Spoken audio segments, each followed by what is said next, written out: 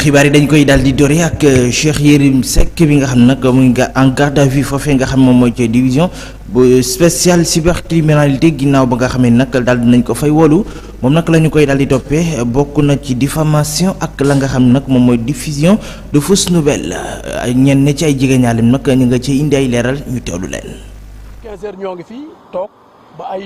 20h lañ ñu xamal ni procès verbal bi pare na ba Yérim signé na ko bon. grande surprise bi ñu ci am nag mooy léegi la ñu xam la wàcc ñu jox nuyoo mu xamal ñu carrément que ni dañ ko metti en garde à vue ndax lan diffamation ak diffusion des fausses nouvelles lu nga xamante ni lu kenn mënul comprendre la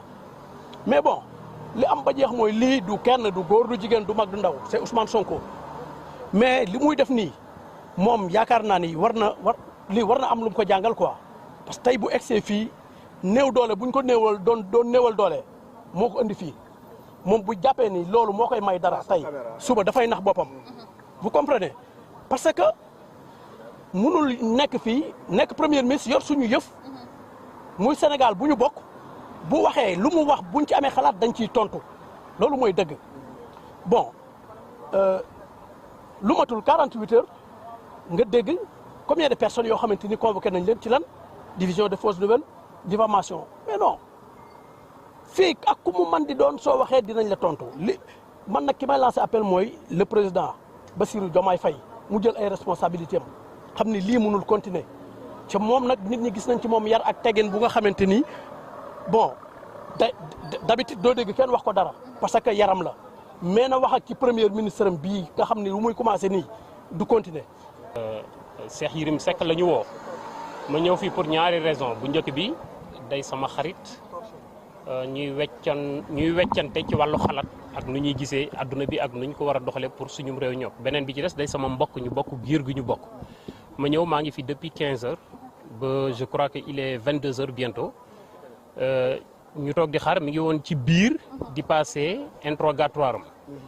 am à notre grande surprise jékki-jékki ñu ne ñu gis ay agents yu ko accompagner bi ñu génnee ñu ñëw ñu ne ñu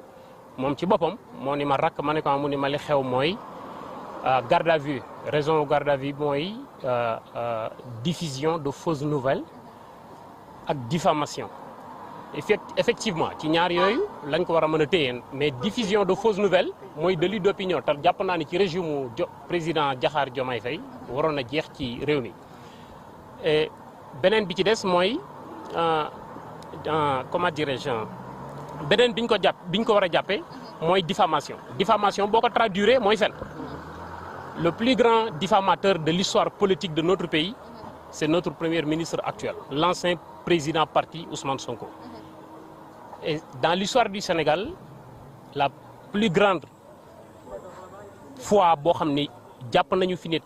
atte ko tëj ko ci wax lu dul dëgg fayloo ko ci ñaar téeméeri millions kooku Ousmane Sonko la tudd kon amul leçon de morale bu mu war a mën a jox je crois keneen mais lii day jéggi histoire Cheikh Yérim Seck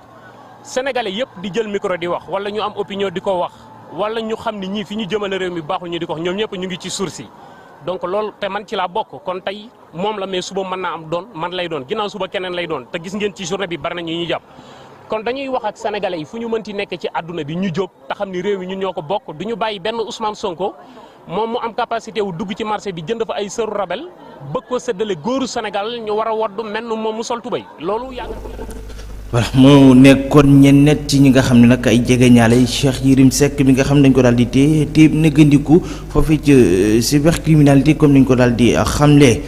ñu wax ci keneen ci Bougane Gueye bi nga xam ne nag ma ngay daal di dëggal wàcc ga nga xam ne nag police daal na koy wàcce ci Sen TV ak yenn net ci ay barab yi nga xam ni dafay faral di nekk moom nag la mu daal di xamle bokk na ci bu ko yoon soxlaa dana daal di dem waaye ma ngay daal di dànkaaf waale ki nga xam ni moom mooy njiital gouvernement bi Ousmane Sonko Bougane Gueye daan yi ñu teewlu ko. bu ñu ma bàyyi les convocations dinaa dem wuy ji police dinaa dem wuy ji gendarmerie Ousmane Sonko je suis plus courageux que toi. yow ragal nga mbaqat nga man kenn du ma jox convocation may woo ay jeunes naan leen kaay servir leen ma de bouclier je ne ferai jamais ça réew mi dama fi am ay responsabilité te musuma politique dama fi def li ma fi liggéey te musuma am ndombay tànk politique Donc Ousmane Sonko, quand tu veux éliminer un adversaire politique, il faut que tu t'armes de courage. Il faut que tu te salisses les mains. Sa loxo yooyu Ousmane Sonko bi boo nga xam ne di nga ko taqal parce que man Bougane boo mu bëggee éliminer non du ci caaxaan nga may éliminer lépp loo génn wax ko tudd dëgg boo génnee 1h du matin dinaa génn 2h du matin boo génnee 4h dinaa génn 5h. La preuve bërki démb kaddu yi nga fi wax dene dañu falsifier ay données économiques bu Sénégal da nga ko def ma génn ne waxoo dëgg tey jii suñu borom jox na ma raison parce que le nouveau représentant du FMI à Dakar de manière très claire et certes diplomatique wax na ne yow Ousmane Sonko waxuloo dëgg et au vu et au su de tout le monde on peut pas diriger un pays ci manipulation mënoo jiite réew ci fen mënoo jiite réew ci taf yëngal mënoo jiite réew ci ay mensonges c'est pas possible Ousmane Sonko xëy na am nga yéene bëgg nga mais force est de reconnaître que mënuloo ñàkk mën boobu tey jii moo indil Sénégalais yi situation di ñu nekk rassurez-vous lépp lu mu la jaral ci sa jéem googu pour yàq réew mi man Bougane ak ñi ma àndal waa coalition sàmm sa kàddu taxaw nañu fas yéene nañu jàkkaarloo ak yow yaa ngi jéem lu nekk pour élection législative yi ñu jëm sàmm sa kàddu am ci ay jafe-jafe man Bougane nga song xam nañu ne yaa ngi nekk di song Barthélémy Dias ci beneen fànn mais rassure-toi c'est peine perdue. Cette coalition va libérer le Sénégal. Cette intercoalition va libérer les Sénégalais ci trajectoire bu bon bi nga xam ne yow sa cuune yow mi nga xam ne mënuloo te lu yàqu yow Ousmane Sonko bir na Sénégalais yi ne 6 mois mu ngi nii nit ñi ñu ngi ci ay jafe-jafe ku sa dund soppiku yow la sa dund soppiku ak ñi la wër mais les Sénégalais aujourd'hui cherchent le diable pour lui tirer la queue mais comme yow Ousmane Sonko jàpp nga ne il faut nga éliminer ay adversaires politiques jaar ci ay pratiques féodales jaar ci ay pratiques anciennes yoo xam ne nit ñi fàtte woon nañ ko yooyu nga bëgg delloosiwaat ngir indi buumu njaam ci réew mi ngir bëgg a falu buur ci réew mi on ne l'acceptera pas man Bougane li ma la waxoon démb moom laa lay wax tey yow xam nga ne man Ousmane Sonko ragaluma yow Ousmane Sonko xam nga ne ñaar xamul ñett xamul waaye ñaar xam na yow xam nga ne man ragaluma la xam nga ne man gëwuma la faalewuma la donc Ousmane Sonko lépp li ngay nas pour suñu coalition sache que je suis au courant yow Ousmane Sonko heure boo réunion wee la ngay wax ci man mu ngi ci suma téléphone je suis plus informé que toi et yow xam nga ne bu ma leeree je suis plus informé que toi xam nga ci dara ci beneen fànn arrête d'envoyer des gens pour ñuy ñëw di waxtaan ak man pour naan ma wuy dëggal bal bi dañu bëgg nga gisante ak moom man Ousmane Sonko man Bougane soxlawu ma la gis je ne veux pas te voir parce que jàpp naa ne aujourd'hui yaay pestu Sénégal jàpp naa ne aujourd'hui góomu robaale Sénégal donc dama jàpp ne tey dañ la war a dindi ci Sénégal dañ la war a dindi ci responsabilité yi nga am et loolu encore une fois xar naa suma tànk tuba yi rassure-toi tu peux utiliser la justice tu peux utiliser la gendarmerie tu peux utiliser la police tu peux me mettre en prison parce que tey sa position mën na la permettre loolu amul problème mais rassure-toi foofu nga nekk dinaa la fa jëlee. Alioune Tine njiital African Johnson moom nag la may daal di mu ngay daal di dànkaafu gouvernement bu Sénégal ci convocation yi ak arrestation yi nga xam ni moom la ñu daal di nemmeeku ci ni nag bu ñu daal di jël tànki gouvernement bi nga xam ni moo fi daal di nekkoon ndax loolee nag yaakaar naa bokkul ci li nga xam ni moom moo ci démocratie Alioune Tine ñu teewlu ko. gouvernement bu bees bi nañu fexe ba nga xam ne nañu moytu lii nga xam ne mooy erreur yi nga xam ne gouvernement Macky Sall mu ngi ko doon def wala gouvernement passé ñu koy def donc loolu moo tax ñu ne yi nga xam ne ñooy kii di Kader Dia chroniqueur li mu wax warul tax di ko jàpp wala di ko tëj nañ ko bàyyi parce que loolu bu fekkee ne am na nga ne li nga xam ni li mu wax du dëgg ay fen la mais da nga koy tiiñal wala homme politique yi aussi ci li ñuy wax nga xam ne ci biir démocratie bi la di nga jàpp tëj leen kon nag kii yi nga xam ne vraiment ñooy Cheikh Yérim Seck ñu woo leen tey ñun dañu leen nañu leen bàyyi déglu naa sax bi nga xamee ni moom la Cheikh Yérim di wax lu muy wax dafa ne sama xalaat sama impression nit ko mënuñ ko tëj ci xalaatam ak tëj ko ci impression lu mu sensible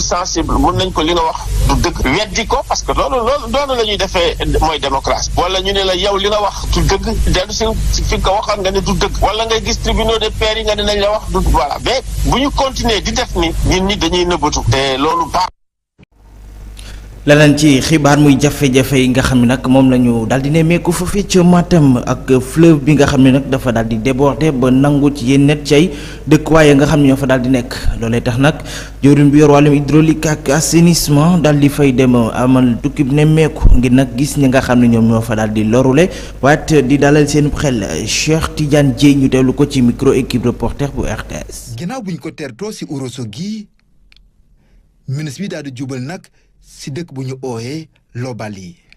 yoon bi nag daanaka gudd na lool 2 waxtu ak genn wàll la ñu def laataa ñu egg foofu comme ni ngeen ko gisee ni tali bu jëm foofu daanaka dara baaxul bu mu eggee ministre bi gis na li nga xamante ne loolu askan wi di jànkonte jamono bi waxtaan ak sinistré yi ba pare yëgal leen taxawaay état bu Sénégal. bi ñu ko yëgee nag ñu waxtaan ci ak monsieur le président de la république ak le premier ministre ñu soññ ma ci ñaax ma ci ni ma naa ñëw fii fekk si nit ñi fi ñu nekk ci seen i gox ànd ak ñoom ci jafe-jafe yi dimbali leen pour ñu jëlee leen ci fi ñu nekk nga xam ne ndox mi wër na ko génnee leen yóbbu leen ci ay foo xam ne fii danañ fa bën a nekk en sécurité. laataa mu jógee foofu wër na dex bi ngir mu mën a gis li nga xamante ne loolu mooy indi gàllankoor askan wi.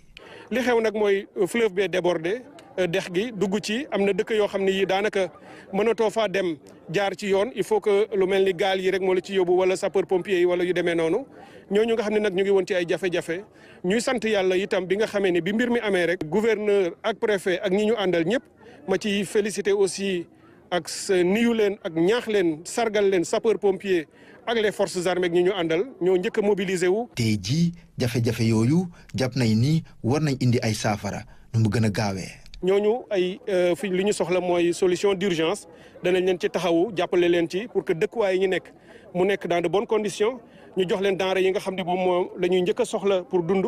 dimbali leen ci ay lu mel ni ay saabu ak ay équipement produits d'entretien yi nga xam ni dinañ ko soxla aussi pour raxasu ak ay fóot. askan yi nekk si diwaan boobu kontante rek la ñu am si ñëw ministre boobu lee. parce que mun nañu wax c'est la première fois mu ministre ñëw fii si Lobali pour voir les difficultés qui se trouvent au niveau de Lobali quoi. dal na suñu xel dañoo xis que discours bi moom vraiment dal na suñu xel quoi. ba mu paree fii dem na nag si ñaari site de recasement yi nga xamante ne ñu ngi si commune bu Nabadji Civol dem na visiter askan yi nga xamante ne ñu ngi si barab yooyu lee. ñi ngi gërëm ñi nekk ci nguur gi ndax taxawu nañ ñu bu baax tey jii fi ñu nekk ñoom ñoo tax ba ñu nekk fii. jusqu'à l'acheminement de tout le monde jusqu'à Thiamma. ñu leen di masaw bu baax de ñëw bi c'est pour ñu njëkk a gis bëgg-bëgg soxla yi ñu njëkk a am. na lu ñu jot a indi fii mu ngi ni camion bi dina ko indi tente yi ak matelas yi ci wàllu dund bi tamit incha allah monsieur le gouverneur bu subaa dina am lu muy njëkk a indi lu jàmp pour jox leen ko ñu mën cee jàpp waaye ma leen di yëgal ni tamit ministre de la santé ak ministre de la solidarité ñoom ñëpp ñu ngi organisé wu pour jóge Dakar incha allah bu ñu ñëwee fii itam dinañu indi seen jàppale. fii si Matam lu ñu nemmeeku mooy dox dex bi dafa indi ay gàllankoor askan yu nekk si diwaan bi lu ko dalee dem Bankaane ba Oréfondé dëkk yu bëri daanaka sonn nañ lool ci kaw loolu ministre Cheikh Tidiane Dièye xamal na taxawaay état Sénégal nee na dina taxaw bu baax a baax. ñu wax it ci lu soxal association taxaw baykatu Sénégal yi nga xam ne nag dañuy daal di joxañ baaraamu tuuma agence bi nga xam ne nag moom moo yor wàllum régulation ci marché bi ci ni nag mbir yi nga xam ni moom nuñ ko daal di dénk jaarale wu ko ci yoon daanaka wote taxas genn wet lañ ci daal di nemmeeku loolee nag dañu daal di bëgg mu daal di jeex Baye Mbaye Demba Samb moo yore seen kàddu ñu teewlu ko. liñ ci jaaxal muy dut bi tey jii ñun dañuy suivre média yi Birame Souleye Diop jóge na fii mën naa wax Thiès wala Birame Diamniadio parcourir plus de 750 kilomètres vers le Kédougou. bi arrêté nañ ko gàddaay nañu jël lu ñu moom ñu jël lu ñu moom état compensé ko lu tolloog 7 hectares ci koo xamante ni da ngaa tojoon këru jàmbur. est-ce que lu baykat am jarul ñu koy jëggaani li ngay jëggaani mooy li nga amul bu ñu demee ba am production am ko ci suñu tool yi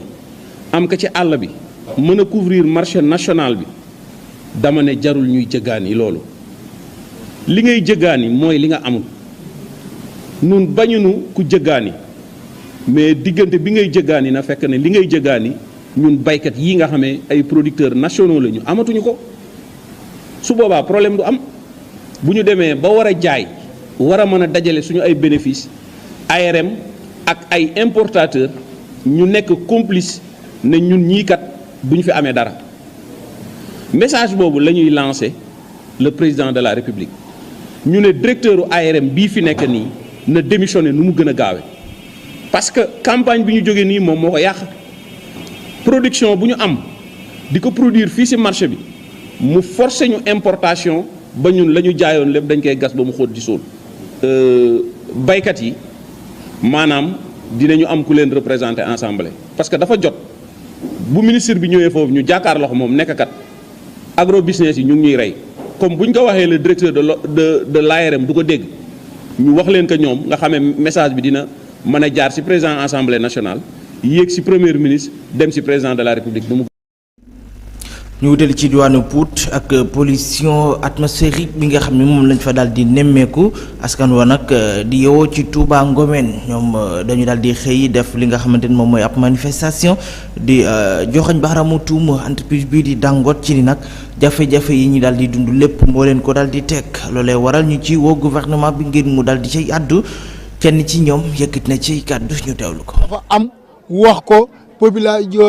naqaru population mu jooyle leen ko. te Ngomeen nekk même pas 15 kilomètres de Thiès loolu jaaxal ñu trop mu wëlbatiku ni dina fi ñëw ba ñu jàpp date mu ni damay ñëw waxtaan ak population bi mu renvoyé date boobu ñun nag li ñu xamul ndax la tax mu renvoyé date ba la ñu xamul dañoo bëgg Birame Souleye lu mu gën a gaaw mu ñëw fii li tax mu autoriser tir de mine mu wax ñu ko li tax mu renvoyé sunu date boobu waroon na ñëw waxtaan ak ñun li ñuy jànkontee nekk ay doomam ndax Pastef bu faloo ñun ñoo ko fi tegan jeunesse bi ñoo ko wateel loolu ñëpp d'accord nañ te nag ñuy alerter le président de la république xamal ko ni ko jeunesse bi ko wateeloon jeunesse boobu ñu ngi fi ñoo wanoon ginnaaw ki fi nekk dëgmal ko kanamam jeunesse boobu tamit mën nañ koo wanaat ginnaaw dëgmal keneen kanamam kon loolu tamit na ko xalaat bu baax. dañuy def force action loolu kay du question élection yi nii bu Birame Souleye dañ koo woo léegi lu mu jàppoon na ko bàyyi ñëw wax ak ñun. mu trouver solution daar bu ko mënul Pastef moom du am député fii ci ñun. man la Matar Gueye dëkk Touba Ngomeen dañ ko indi pour wax ko président bu dégg ko sëñ nga beneen yoon ci mil bi même doomu Ngomeen yëpp bu ñu doon dee ba jeex pare na ñun ñëpp ñu dee ba jeex mais lii ñu Dangote duñu ko teg xoolal ñun Ngomeen lay wax na Birame Souleye Diop xam ne ak directeur Dangote ñun pare nañ dee ba jeex. ak ci façon bu ñu mën a dee parce que ñun moom dee nañ ba noppi ñun Dangote rey nañ ba noppi parce que nit fii nii benn borom xam-xam bu rëy dafa waxoon ne pour xëcc njariñ pour jéem a pousse lor moo gën mais Dangote ñun andi luñ benn njariñ ba noppi andi ñu lor. ñun wax yàlla lii rek gudd na léegi yàlla dogal na mbéy boobu courant amul dara amul dëkk bi lëndëm Dangote si boppam man dañoo wax may dégg xaw ma nag bind nañu xaw ma binduñu ñoo wax ni bis bu usine bi taxawee Ngomeen dootuñu fay courant. Ngomeen dootuñu fay ndox deuxièmement wàllu école itam lépp Dangote dina ci participer ba ñëpp xam ne participer na hôpital bi dinañ ci participer ba ñëpp xam ne participer na wàllu yoon yi dinañ ci participer yëpp ni participer na deuxièmement ci wàllu emploi ñoo waxat ne usine bi bu taxawee lépp doomu gox bi man bu sewal ba lañ ko jëlee Ndakaaru baa ñu jël ko jël Kaolack baa ñu jël ko Touba fii lañ ko jëlee. kon daal bu ñu déggee say wax ñoom liñ digoon yëpp dara lañ ci deful dara te man du ma ci waxante ay caaxaan man dëgg rek laay wax. ñuy interpeller nag di ko wax monsieur le président Bassirou Diomaye ak son excellence monsieur le président Bassirou Diomaye Faye ak son premier ministre Ousmane Sonko ñu ngi leen di woo ñu dimbali ñu ci xeex nu mu gën a gaaw daar ñu jàppale ñu parce que tamit maire bi ñett ñu ko teg mooy Dangote maire ak ministre léegi nag ñoom ñoo ñu teg ñett yooyu noonu léegi nag li ñu bëggoon di ko ñaan. mooy ñu dimbaliñ si ñooñu lu ñu mën a dimbalee ñu dimbaliñ si te yàlla tax parce que tamit lii métti na quoi parce que tamit boo yoree ay sën yi vraiment kenn mënu dem tey bu ñu taxawee fii di noyyi Ousmane wax na ko léegi. ñu wax ci lu soxal jafe-jafe yi suuf ca Yeumbeul Nord loolee nag daanaka depuis 2013 ba léegi coow loolee mu nga fa ba nga xamee ne nag ñaari téeméer ak juróom fukk ak ñetti ci ay kër yoo xam ni daal dinañ koy daaneeloon ba ñoom ñu ne sax daal di demoon ci yoon ba ñu fa demee nag mujjee woon nañu am dëkk waaye boobaak léegi seen ay moomeel daanaka mënuñ ca daal di jot loolee waral ña nga cay woo ñi nga xam ne nag ñoo yor wàllu woowee ngir ñu daal di cay àddu li mooy seen kàddu ñu teewlu leen. loolu du yoon ay faux documents la utiliser pour tromper la vigilance des juges la religion des juges te loolu aussi dinañ ko ci topp ñun. amel nañu sunu xaalis cour suprême chambre criminelle condamné ko de 6 mois de prison ferme juróom benn weer yu mu war a tëdd ak 16 mois yi nga xamante ni sursis lay doon ci moom ba pare ñu ne ko fayal dommages et intérêts yi waa collectif Gàddaay loolu mi ngi toppoon ci 300 et quelques millions ñu njëkk koo jàpp juge référé tribunal hors classe de Dakar njëkk na koo jàpp joxe caution 150 millions génn ba mu génnee li mu njëkk a def mooy yóbbu ñu session de recherche porte ñu plainte nañ ko delloo 150 millions yi ban droit la ci am. delloo ngeen ko. duñ ko delloo. nga état bu la joxee bàyyi le bàyyi la kenn mënu koo contrôler bi nga am ak état donc c'est pas la justice qui peut supprimer qui peut annuler ou bien qui peut suspendre un bail. dañoo bëgg a tabax suñu kër yi dëkk ci. loolu mooy dëgg aussi. donc suspension boobu dañu bëgg ñu lever ñu ko. parce que heure bu ñu bëggee tabax ak suñu autorisation de construire DSCOS dafay ñëw ne arrêté leen tabax bi parce que dañoo war a respecter suspension dañoo war a respecter arrêt yi bi ñun respecté nañ arrêt bi mais c'est le moment où jamais nag ñu wax ñu léttu ñu wala ñu firi ñu.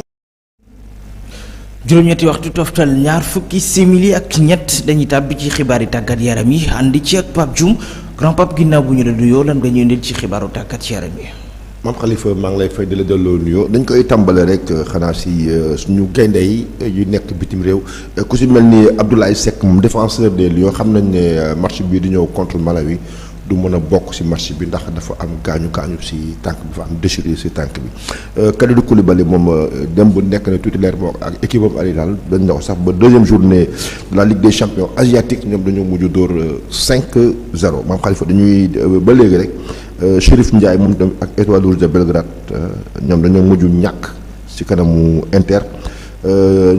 Cheikh Niass moom tamit ak Young Boy ñoom tamit dañoo mujj ñàkk tamit si kanamu Barça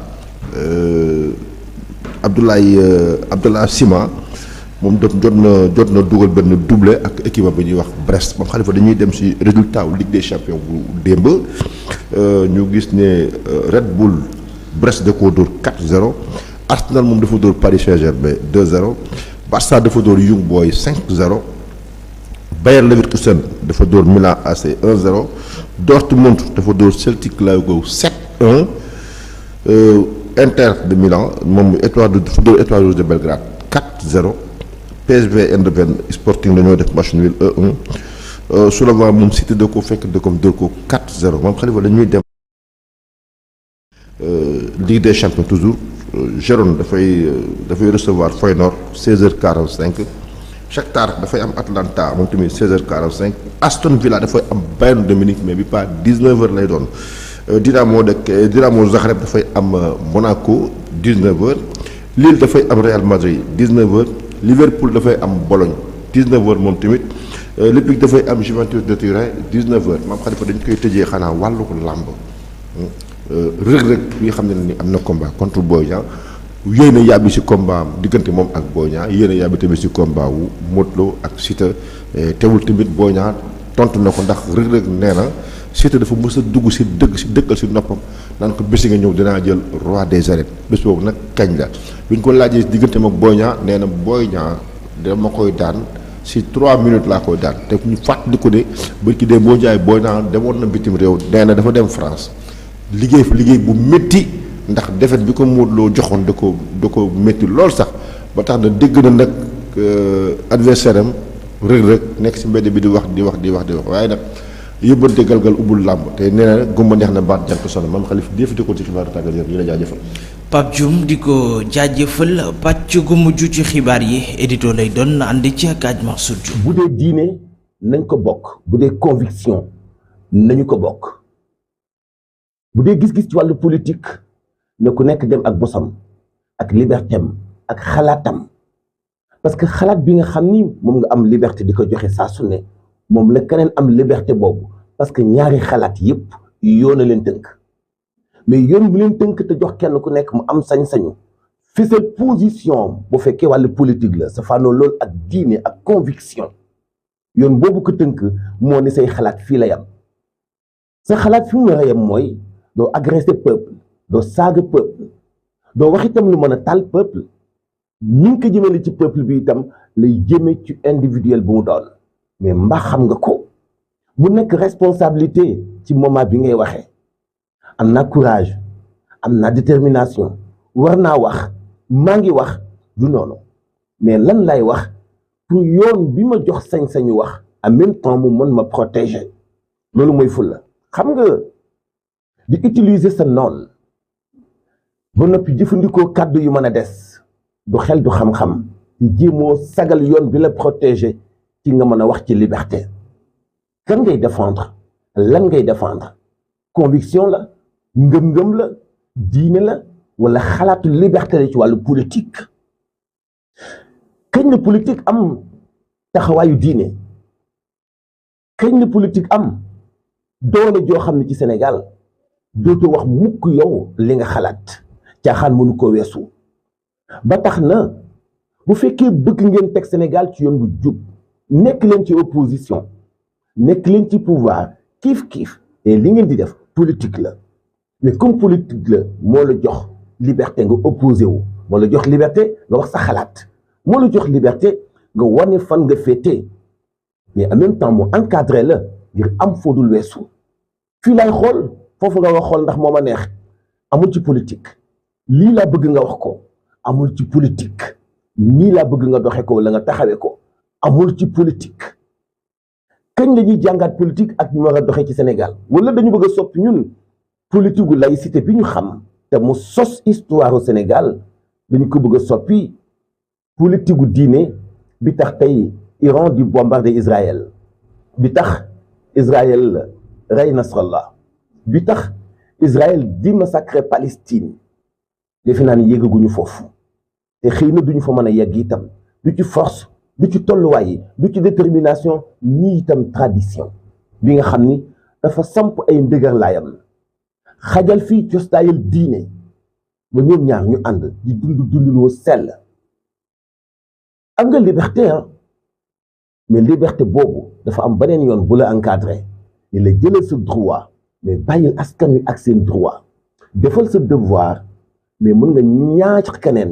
keneen mu def droit am ak itam devoir am yëggul ci violence yëggul ci fitna yëggul ci kàddu yu mën a taal réew yëggul ci accusation yëggul ci lu ñaaw bien sûr que oui loolu mooy li tax ñi ne ci opposition bi ñi ne ci pouvoir bi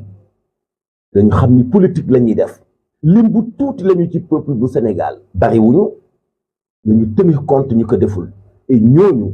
am nañu ñoom itam seen kàddu gu ñuy wax ci ni réew mi doxee. fi la ñu daan keppee xibaar yi juróom-ñetti waxtu yi dañuy delloo leen ngay mami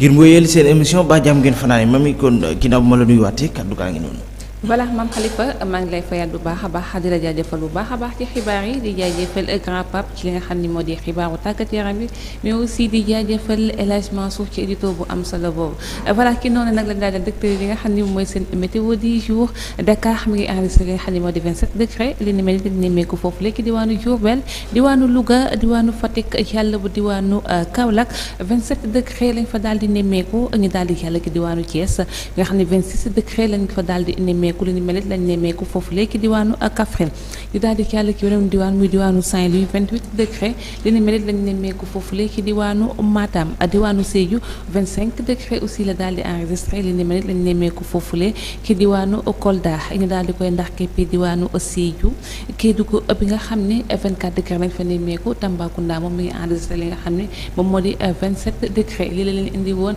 ci seen météo tey bi tolloo ko àllarba ñaari fan ci weeru octobre 2024 ci noonu nag la ñu daal di ànd ak yéen rek dem ci suñu partenaires yi nga xam ne ñu gunge saa su nekk suñu bloc matinal ba jàmm ngeen fanaane daal Biokinia 100% naturel ay gëstu yu boroomi xam-xam def ci suñu gàncax yéen ñi nga xam ni di ngeen am yaram te bëgg a wàññi graisse gi nekk ci yéen Biokinia indil na leen garab gii ñuy wax fine forme da ngay daal di wàññi sa poids ci bu gaaw a gaaw am bind bu jekk te rafet lool noonu itam la defaree garab gii ñuy wax IA forme da lay jox bind bu jekk lool bu dee jigéen daf lay jox forme bu mucc ayub macha allah bu dee xale bu xiiboon da koy may kantan mag itam ci la gën a baax waaye noonu la baaxee ci jigéen juy nàmpal ndax da koy may soow bu baax am na ay pommades yuy guddal sa karaw ci anam gu gaaw am na ay pommades de massage di dindi bépp métit bu nekk ci sa yaram Biokénéa ci xalaatam indi na itam savon Biokénéa fees dell ak acide hyaluronique di dindi ci yow vieillissement waaw da nga koy sangoo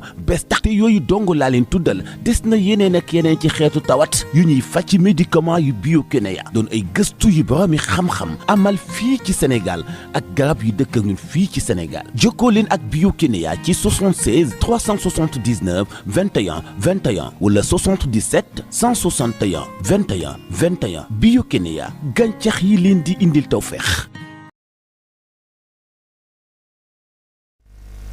voilà mi ngi noonu di jaajëfal bu baax a baax suñu partenaires yi nga xam ne ñoo ñu gunge saa su nekk rek suñu bloc matinal ba jàmm ngeen fi naa ne leen wax ni képp koo xam ne rek am nga lu bëgg a fësal suñu ay programme rawatina suñu bloc matinal bi mën nga jokkoo ak service commercial bi ci 70 628 80 80 70 628 80 80 voilà ki noonu lañ daal di ànd ak El Hadj Mansour mu ñëw ñun suñu santé bio. su fekkee mooy feebar bu ñu tuddee palaat mooy karaw gi soo ko xàjjalee wala yenn partie ci karaw gi day liis day niin du am karaw mais am na yeneen xeetu feebar day faj yaram buy xasan wala yaram buy def ay picc ndoxum siti mais lii ma wax yépp dafa wuuteeg ndoxum siti moo nekk ni ay tisane la infusion la kooku mooy HST te baaxaale na en même temps ci ñi nga xam dañu am infection pulmonaire mooy parce que anti-staphylococcique la ci moo xam infection bi c'est viral virus moo ko waral wala ay microbe parce que nee naa la champignon ak microbe ak virus ak parasite yooyu yëpp ak yooyu yëpp ak bactéries yooyu yëpp xeetu microbe. dañu gis nga utiliser ci benn garab goo xam ni bariwul loolu Sénégal donte am na fi mais du cosaanam du Sénégal muy lantana. waa lantana xam nga si d'après yow si say bokk nga ci ñu tax ma dugal kalabo gëstu ci fi ñu toll nii maa ngi koy bay parce que lantana dafa baax ci système immunitaire mais réaction allergique yi am daf koy empêcher ci loolu la gën a baax tey ñi nga xam ni dañuy gaaw a soj ñi nga xam ni dañuy am yaram yi xasan nga xam ne réaction bu ñu laalee parfum wala laal dara lantana bi moo tax mu indi ko tridentata bi nag moom en réalité antibactérien la antifongique la dafay nettoyer dafay raxas dafay defar yaram. mu nekk lu am solo mais ci wàllu technique ci wàllu science aussi lantana itam doon nga ko utiliser ci wàllu bët. ba tey jii rek am na ñoo xam ni xeeti tuufaay yi ma leen defal à base de lantana su ma nee à base de lantana ak yeneen garab tey à Mbour moom lañ leen koy def parce que dafa baax ci tension oculaire ci glaucome donc kooku ay tuufaay la yoo xam ni dañ koy liggéey Biokénéa li ma fàttali li na la li Biokénéa di liggéey yépp indi lu ma la ko waaw ça c'est une partie ci savon yi ci nangam mais lantana boo ko defee sa taay mu neex xam nga ko boo fekkee da nga socc wala nga am ay sëqët dafa baax man tey pour ma mën a ñëw wax carrément bi ma nekkee daara ja Mbuur dama wax ñu jëlal ma lantana infusiel ma ko ma naan ci laa am dara mais ce matin mënu ma ko woon kon voilà mi ngi noonu di jaajëfal El Hadj Mansour bu baax a baax ki santé bio bu am solo boobu di wax ne rek képp koo xam ne bëgg nga ci yore tisane mën nga doxal ba Irshad en partenariat avec Biokénéa wala nga jokkoo service commercial bi ci 70 628 80 80 70 628 80 80 voilà ki noonu nag la ñuy daal delluwaat maam Khalifa Lengue mu daal di wéyal li nga xam ne mooy suñu jàngatu journal toujours mu ciy ànd ak ki nga xam ne moo di El Hadj Mansour